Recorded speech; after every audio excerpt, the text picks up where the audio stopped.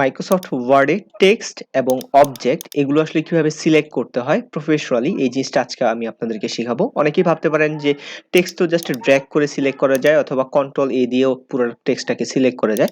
তো এই জিনিসটা আবার শিখানোর কি আছে? এখানে অনেকগুলো বিষয় আছে। আজকে আমি আপনাদেরকে একদম প্রফেশনাল এবং অ্যাডভান্স লেভেলে কিভাবে টেক্সট সিলেকশন করতে হয়, যারা হচ্ছে বিভিন্ন কম্পিউটারের দোকানে কাজ করেন বা বিভিন্ন প্রকাশনীর কাজ করেন, তারা যদি সিলেকশনের এই টেকনিকগুলো জানেন তাহলে আপনার প্রতিদিনের মাইক্রোসফট ওয়ার্ডের কাজের প্রচুর সময় বেঁচে যাবে। একদম শুরুতে মাইক্রোসফট ওয়ার্ডে যখনই আমি কোনো টেক্সট সিলেক্ট করতে চাই তখন এই যে বিরক্তিকর একটা মিনি টুলবার চলে আসে, অর্থাৎ সিলেকশন করতে গেলে টুলবারটা চলে আসে, এটা আমি সবসময় বন্ধ করে রাখি। এটা আমার বিরক্ত লাগে, কারণ আমরা যখন ফন্ট চেঞ্জ করতে যাই বা সাইজ বাড়াতে চাই তখন আমরা এটা ব্যবহার কখনোই করি না।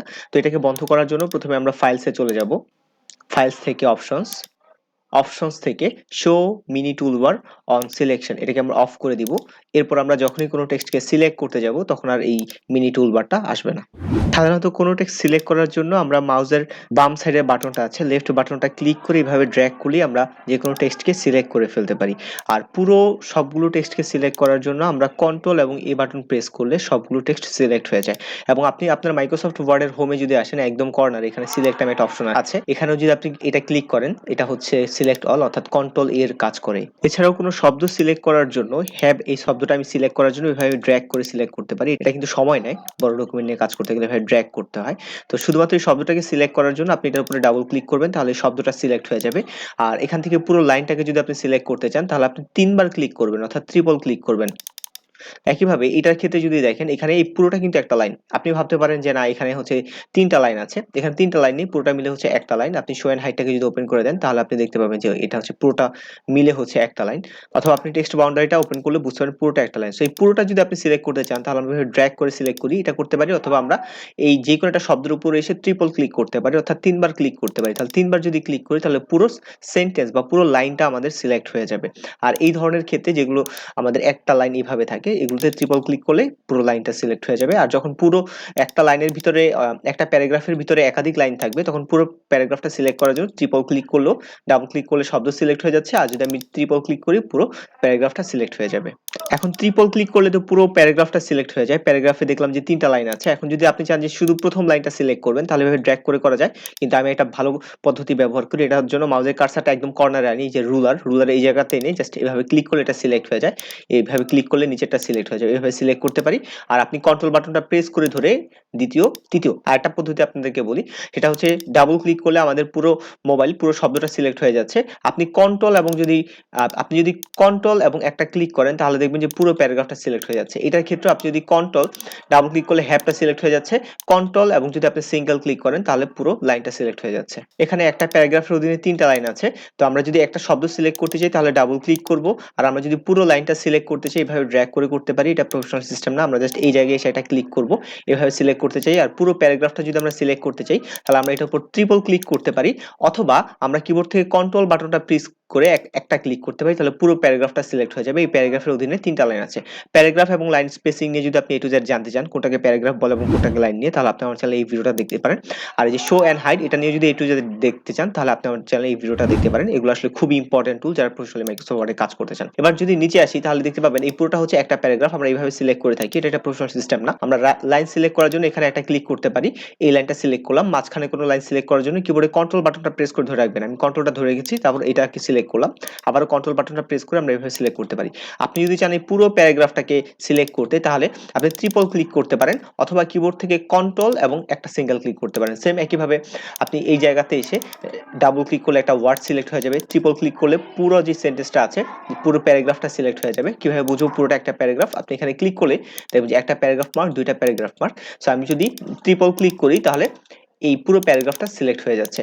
আর আমি যদি কন্ট্রোল এবং সিঙ্গেল ক্লিক করি তাহলে পুরো প্যারাগ্রাফটা সিলেক্ট হয়ে যাচ্ছে। অর্থাৎ ট্রিপল ক্লিক এবং কন্ট্রোল এবং সিঙ্গেল ক্লিক দুইটা মোটামুটি একই কাজ করে। এই লাইনগুলোর ক্ষেত্রে আমি যদি লাইনগুলো সিলেক্ট করতে চাই, শো এন্ড হাইডটাকে আমি অফ করে দিচ্ছি।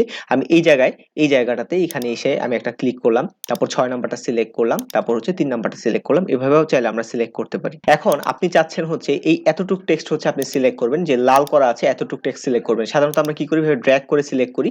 তো এটাকে অন্যভাবে করতে পারি। এখন শিফট ক্লিকের কাজ শিখবো, একটু পর অল্টার ক্লিকের কাজ শিখবো। মাউসের কার্সারটা আপনি এই জায়গায় রাখবেন, রেখে কিবোর্ডের শিফট বাটনটা প্রেস করে ধরবেন, তারপর হচ্ছে এই জায়গাতে একটা ক্লিক করবেন, তাহলে দেখবেন এখান থেকে এতটুকু পর্যন্ত সিলেক্ট হয়ে যাচ্ছে। আপনি হয়তো ভাবতে পারেন তো এটা তো ড্র্যাগ করে আমরা করে ফেলতে পারি, কিন্তু অনেক সময় এরকম হয় যে আপনার এই পেজ এই জায়গা থেকে আপনাকে সিলেক্ট করতে হবে এই পেজের এই লাল পর্যন্ত, তো এইভাবে ড্র্যাগ করে করাটা অনেক সময় সমস্যা হয়। তো আমরা যে কাজটা করবো, এখানে মাউসের কার্সারটা একবার রাখবো, আমি এই জায়গাতে মাউসের কার্সারটা একবার রেখেছি, রেখে স্ক্রল করে নিচে চলে আসবো। নিচে এসে এই জায়গাতে ক্লিক করার আগে কিবোর্ডের শিফট বাটনটা আমি প্রেস করে ধরে তারপর হচ্ছে ক্লিক করলাম, তাহলে দেখেন আমাদের এই পুরোটুকু টেক্সট সিলেক্ট হয়ে যাচ্ছে। তো শিফট এবং ক্লিকের এই কাজটা আমাদের এই জায়গাটাতে খুবই হেল্প করে, আমরা যখন এক্সেলে কাজ করি তখন এই জিনিসটা হেল্প করে। আবার যদি আপনার মনে হয় যে আপনি এই জায়গা থেকে এই যে প্রথম পেজ থেকে প্রথম পেজ এবং দ্বিতীয় পেজ পর্যন্ত সিলেক্ট করে আপনি দ্বিতীয় পেজ এবং তৃতীয় পেজে এতটুকু সিলেক্ট করে আপনি এটা কালার সবুজ করে দিবেন, তাহলে কিবোর্ডের প্রথম পেজে মাউসের কার্সারটা অবশ্যই আমাদের রাখতে হবে, এই যে এই জায়গাটাতে মাউসের কার্সারটা অবশ্যই আমরা রাখবো, রেখে কোথাও ক্লিক করবো না, দ্বিতীয় পেজের এই জায়গাটাতে চলে আসবো।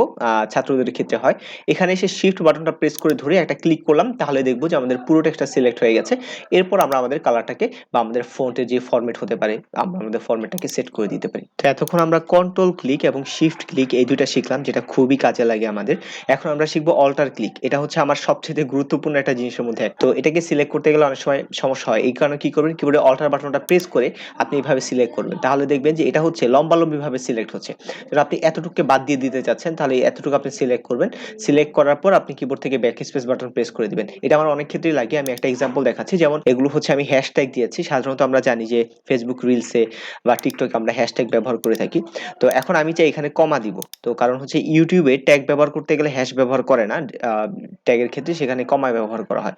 সেটাকে সিলেক্ট করার জন্য আমরা কি করব, কিবোর্ডে অল্টার বাটনটা প্রেস করে ধরে, তো মাউসের কার্সারটা দিয়ে এই জায়গায় ক্লিক করে কিবোর্ড থেকে অল্টার বাটনটাকে প্রেস করে ধরে আমি যদি এখন ড্র্যাগ করি, এই ড্র্যাগ করলে এখন লম্বালম্বি ভাবে অর্থাৎ ভার্টিক্যালি কিন্তু আমি সিলেক্ট করতে পারছি।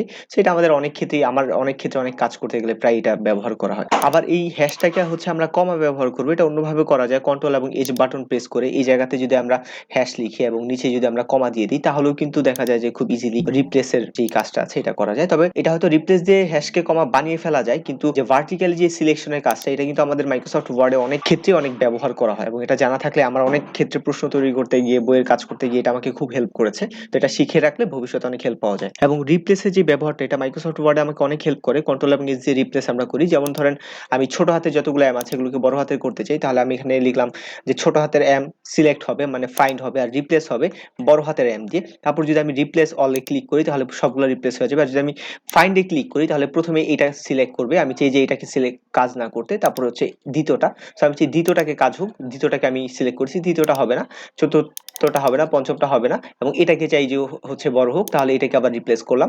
তো আবার যদি সবগুলো করতে চাই তাহলে রিপ্লেস অলে ক্লিক করলে মোটামুটি সবগুলো হয়ে যাবে। এই রিপ্লেসের কাজটাও শিখে রাখবেন, এটা আমাদের অনেক অনেক সময়কে সেভ করে।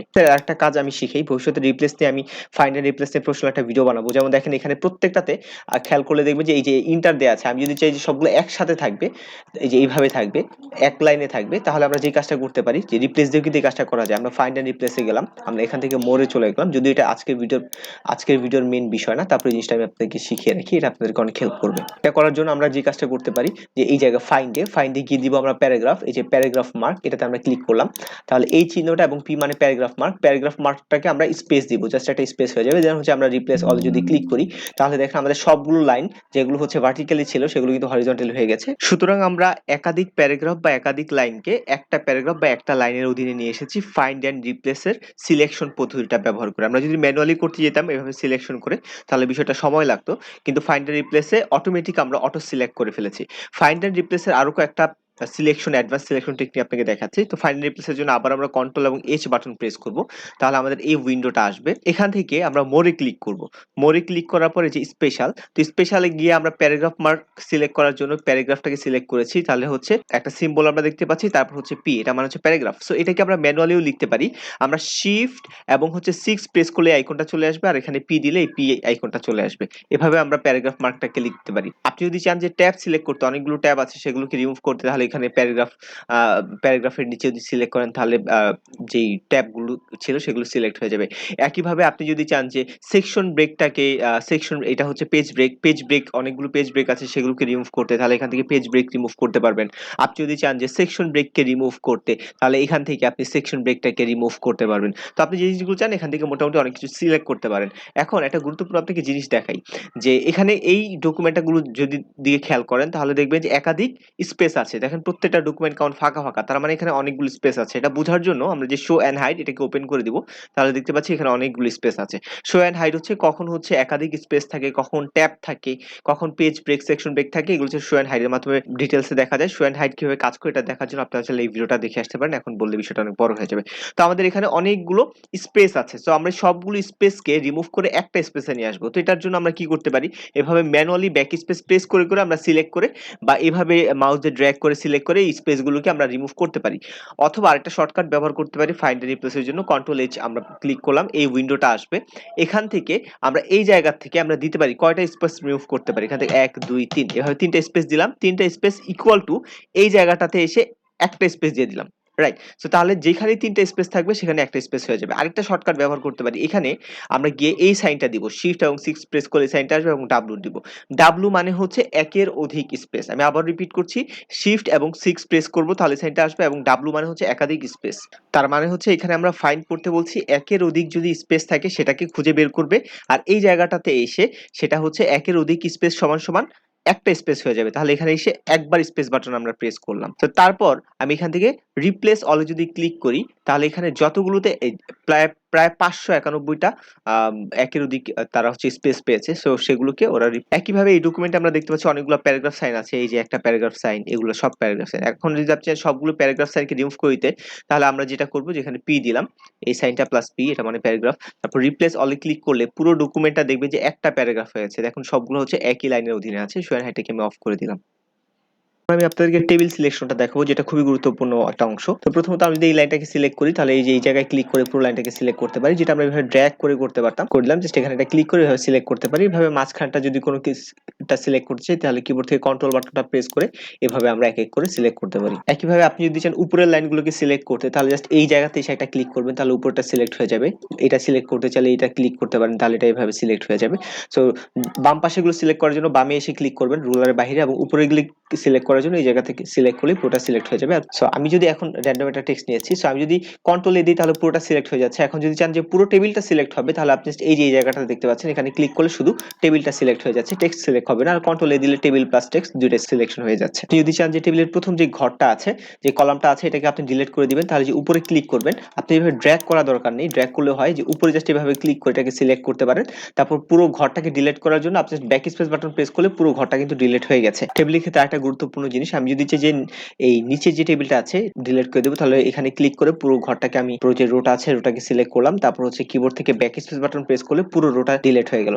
এখন আপনি যদি চান যে পুরো রোটা ডিলিট হবে না, রো যে লেখাগুলো আছে লেখাগুলো ডিলিট হবে, তাহলে হচ্ছে আমরা এটাকে এখানে ক্লিক করে সিলেক্ট করলাম, তারপর ডিলিট বাটন প্রেস করলে শুধু লেখাগুলো ডিলিট হয়ে যাবে। আবার যদি জানেন যে পুরো টেবিলের সবগুলো লেখা ডিলিট হয়ে যাবে, তাহলে এখানে ক্লিক করে পুরো টেবিলটা সিলেক্ট করলাম, ডিলিট বাটন প্রেস করলে লেখাগুলো ডিলিট হয়ে যাবে। অর্থাৎ ডিলিট বাটন প্রেস করলে লেখাগুলো ডিলিট হয়ে যাবে, আর আপনি যদি ব্যাক স্পেস বাটন প্রেস করেন তাহলে পুরো টেবিলটা ডিলিট হয়ে যাবে। টেবিল সিলেকশনের যে জিনিসগুলো শিখেছি, এটা টেবিলে মাউসের কার্সারটা রেখে আপনি জাস্ট এখান থেকে যদি যে লেআউটে ক্লিক করেন, তারপর যে সিলেকশনে আসলে আপনি যদি সেল সিলেক্ট করতে চান তাহলে ক্লিক করলে শুধু এই সেলটাই ঘরটা সিলেক্ট হবে।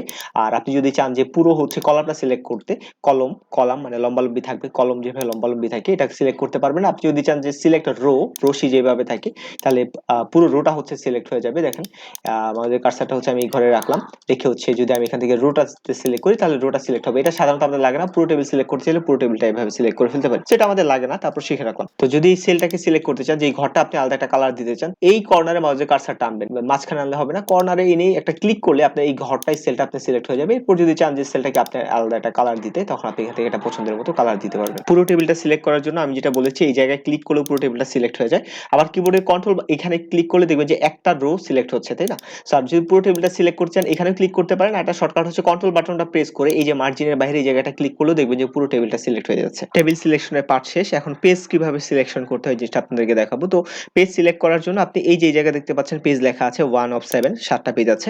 সেখানে যদি ক্লিক করেন তাহলে আপনার সবগুলো পেজ দেখতে পাবেন। তো এখান থেকে ক্লিক করে আপনার পেজ সিলেক্ট করে এক পেজ থেকে আপনি অন্য পেজে মুভ করতে পারেন। আর একটা কাজ করতে পারেন, আপনি ভিউতে ক্লিক করতে পারেন। ভিউতে ক্লিক করলে এখান থেকে যদি আপনি নেভিগেশন প্যানে ক্লিক করেন তাহলে এই পেজ সিলেকশন এই জায়গাটা চলে আসবে।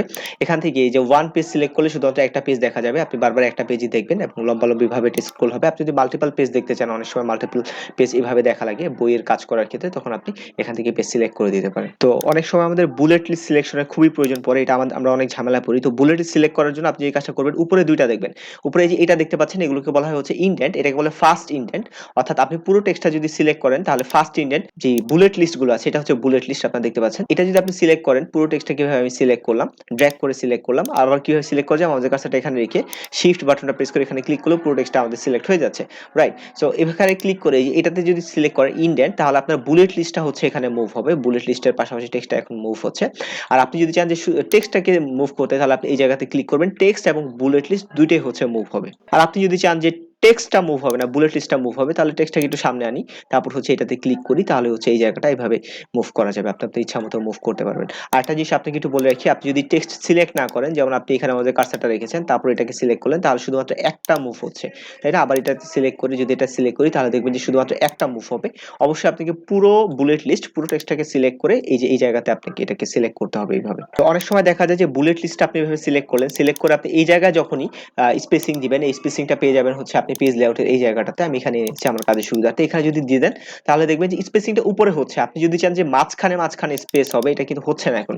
সো এটা করার জন্য আপনি এই যে প্যারাগ্রাফের এই অ্যারো আইকনটাতে ক্লিক করবেন, অ্যারো আইকনে ক্লিক করলে ডোন্ট অ্যাড স্পেস বিটুইন এই জায়গাটাতে আপনি ওকে করে দিলেন। সো এখন যদি আপনি এই জায়গাটাতে স্পেস দেন, তাহলে কিন্তু এই সিলেকশনে এখন কিন্তু এটা স্পেসিং হবে। সো অনেক সময় আপনি এটাকে আগের মতোই রাখতে পারেন। আপনি যদি এই বুলেট লিস্টে যদি স্পেস দিতে চান, তখন আপনি একটা কাজ করতে পারেন, আপনি এই জায়গায় গিয়ে এখান থেকে আপনি স্পেস দিতে পারেন, তখন আপনার ওই সেটিংটা করা লাগবে না, এখান থেকে আপনি বুলেট লিস্টের মাঝখানে স্পেস দিতে পারবেন। তো এখন যদি চান যে বুলেট লিস্টের উপরে মানে উপরে স্পেস হবে, তখন এই জায়গা থেকে আপনি এইভাবে স্পেস দিয়ে দিতে পারেন। তো অনেক সময় বুলেট লিস্টে দেখা যায় যে এই সবগুলো ঠিক আছে, কিন্তু 10 নাম্বারের পর এখানে একটা বড় স্পেস হয়ে গেছে। এটার একটা বড় কারণ হচ্ছে যে এই 9 পর্যন্ত কিন্তু কম স্পেস ছিল, কিন্তু 10 এর পর যখন একটা শূন্য এসেছে, এই শূন্য আসার পর কিন্তু ওই লেখাটার ইন্ডেন্টটা নষ্ট হয়ে গেছে। তাই পুরোটাকে আপনি সিলেক্ট করবেন। সিলেক্ট করার পর আমরা বুলেট লিস্টের পজিশনটা একটু হাতের বাম পাশে আনতে যাচ্ছি, তাই এই যে এইটাকে ফার্স্ট ইন্ডেন্টটা দেখতে পাচ্ছি, এটাকে আমরা একটু হাতের ডান পাশে নিয়ে আসবো। এরপর আমরা চাইলে এখন টেক্সটটাকে আমরা একটু মুভ করে দিতে পারি, তাহলে 9 এর পরে যে 10 এই ইন্ডেন্টটা সমস্যা হবে না। আর আপনি যদি ইন্ডেন্টটাকে আরেকটু অ্যাডভান্স ভাবে ব্যবহার করতে পারেন, যেমন আপনি এই জায়গাতে একটা এল দিয়ে দিলেন, রাইট। সো এল দেওয়ার পর আপনি যখন এখানে লিখবেন, তাহলে ট্যাব, আপনি কন্ট্রোল ট্যাব দিলে এই এল বরাবর এই লেখাগুলো হয়ে যাবে। তাহলে এই এল দিয়ে, এটাকে বলে ট্যাবস পজিশন, এল দিয়েও চাইলে এল এর পজিশনে যদি আপনার দেখেন যে ইন্ডেন্টের এই বুলেট লিস্টের সাথে এই টেক্সটের অ্যালাইনমেন্টটা মাঝে মধ্যে দেখা যায় যে কাজ করে না, তখন আপনি এইভাবে একটা এল দিয়ে দিবেন, এল দিয়ে আপনি এইভাবে কাজ করতে পারেন, এটাকে বলে ট্যাবস পজিশন। সো এখানে এসে আমি যে কাজটা করছি, ট্যাব বাটন প্রেস করছি না, আমি হচ্ছে কন্ট্রোল এবং ট্যাব বাটন প্রেস করছি, তাহলে দেখবো যে এল বরাবর ইন্ডেন্ট গুলো হয়ে যাচ্ছে। এটাকে বলা হয় tabs position. Tabs position A to Z জানতে চাইলে আমার চ্যানেলে এই ভিডিওটা দেখে আসতে পারেন। এখন হচ্ছে এই ভিডিওটার সিলেকশনের সবচেয়ে গুরুত্বপূর্ণ অংশটা আমি দেখাবো। সো এই অংশটার জন্য আপনার এই ভিডিওটা দেখাটা সার্থক হবে। সো এখন আমি হচ্ছে এই যে একটা টেক্সট লিখেছি ভালো ছাত্র হওয়ার উপায়, এখানে আমি হচ্ছে একটা ওয়াটারমার্ক ব্যবহার করব। তো আমি এই টেক্সটটাকে এখান থেকে জাস্ট টেক্সটটাকে সিলেক্ট করে ওয়াটারমার্কের জন্য হালকা একটু লাইট আমি এটা কালার সিলেক্ট করে দিলাম। এই ওয়াটারমার্কটাকে যদি আপনি সিলেক্ট করে একটু মুভ করতে চান, যে অনেক সময় দেখবেন যেটাকে ক্লিক করে আপনি সিলেক্ট করতে পারছেন না, তো এটাকে সিলেক্ট করার জন্য অনেক সময় সমস্যাটা হয়। তো সিলেক্ট করার জন্য যে সিলেকশন প্যানে যাবেন, এখান থেকে অবজেক্ট দিয়ে দিবেন। অবজেক্ট মানে হচ্ছে যে আমরা এখান থেকে লেখা বাদে যেই জিনিসগুলো ব্যবহার করি, যে শেপ, এটাকে বলা হয় অবজেক্ট। সো আপনি যখন হোমে চলে যাই, আবার হোম থেকে যে সিলেক্ট, এখান থেকে অবজেক্টে দিয়ে দিবেন, তখন অবজেক্টটা খুব ইজিলি আপনি মুভ করতে পারবেন। তো আর যদি আপনি যে সিলেক্ট অল দেন, তাহলে আপনি টেক্সটও সিলেক্ট করতে পারবেন। দেখেন টেক্সটও সিলেক্ট হয়, আবার অবজেক্টও সিলেক্ট হয়। তো অনেক সময় দেখা যায় যে এই অবজেক্টগুলো ক্লিক করে সিলেক্ট করা যায় না, তো এর জন্য আমরা যে কাজটা করব, এখান থেকে সিলেক্ট অবজেক্টে ক্লিক করার পর এখন যদি ক্লিক করি, দেখেন খুব ইজিলি কিন্তু আমরা এই অবজেক্টটাকে মুভ করতে পারবো বা সিলেক্ট করতে পারবো। আর একটু ভালো প্র্যাকটিক্যাল এক্সাম্পল দেখাচ্ছি সিলেকশন প্যানেল, এটা আমার সবচেয়ে বেশি লাগে। আমি এটা হচ্ছে একটা প্রবেশপত্র ডিজাইন করেছি, এখন আমার এই লোগোটাকে সিলেক্ট করতে হবে। দেখেন আমি যতবার ক্লিক করি, কোনোভাবেই হচ্ছে ব্যাকগ্রাউন্ডের লোগোটাকে কিন্তু আমি সিলেক্ট করতে পারছি না। তো এটাকে সিলেক্ট করার জন্য যে সিলেকশন টুলে আমরা যাব, তারপর সিলেক্ট অবজেক্ট, এখান থেকে ক্লিক করে এখন যদি আমরা ক্লিক করি, দেখেন খুব সহজেই কিন্তু এই অবজেক্টটাকে, ব্যাকগ্রাউন্ডের এই ওয়াটারমার্কটা কিন্তু আমরা খুব সহজেই হচ্ছে মুভ করতে পারছি। তাহলে আমরা বুঝতে পারলাম যে টেক্সট এবং কোনো একটা শেপ বা অবজেক্ট যদি থাকে, তাহলে আমরা যে কাজটা করব, সিলেক্ট থেকে গিয়ে অবজেক্টটা সিলেক্ট করব, তাহলে খুব সহজেই আমরা যে কোনো ধরনের অবজেক্টকে সিলেক্ট করে ফেলতে পারবো। কিন্তু আমাদের যে কোনো ডকুমেন্টের মধ্যে যদি একাধিক একাধিক অবজেক্ট থাকে তখন সিলেক্ট করতে যদি আমাদের সমস্যা হয় তাহলে আমরা এডিটিং থেকে সিলেক্টে যাব, এখান থেকে সিলেকশন প্যানে ক্লিক করব। তাহলে আমাদের ফটোশপে যেরকম লেয়ার থাকে না, এখানে এরকম একটা লেয়ার চলে আসবে। যখন আমরা হচ্ছে মাইক্রোসফট ওয়ার্ডে অনেকগুলো অবজেক্ট নিয়ে কাজ করব, তখন আমরা এই সিলেকশন প্যানটা ব্যবহার করব। এই সিলেকশন প্যানটা শর্টকাটে আনার জন্য আমরা অল্টার এবং F10 বাটন প্রেস করতে পারি, তাহলে হাতের ডান পাশে সিলেকশন প্যান চলে আসবে। তো এইভাবে যখন দেখবো যে অনেকগুলো আমাদের সিলেকশন থাকবে বা শেপ নিয়ে কাজ করব, তখন সিলেক্ট করতে সমস্যা হলে আমরা এই সিলেকশন প্যানটা ব্যবহার করব। আরেকভাবে সিলেকশন প্যানটা আনা যায়, আমরা এই অবজেক্টটা সিলেক্ট করলে উপরে শেপ ফরম্যাটটা চলে আসবে। এখান থেকে আমরা এই যে দেখতে পাচ্ছি সিলেকশন প্যান, এখানে ক্লিক করলে আমাদের সিলেকশন প্যানটা চলে আসবে। তখন যে অবজেক্টটা সিলেক্ট করতে সমস্যা হবে সেটার উপরে ক্লিক করলেই আমরা ইজিলি সেই অবজেক্টটাকে সিলেক্ট করে ফেলতে পারবো।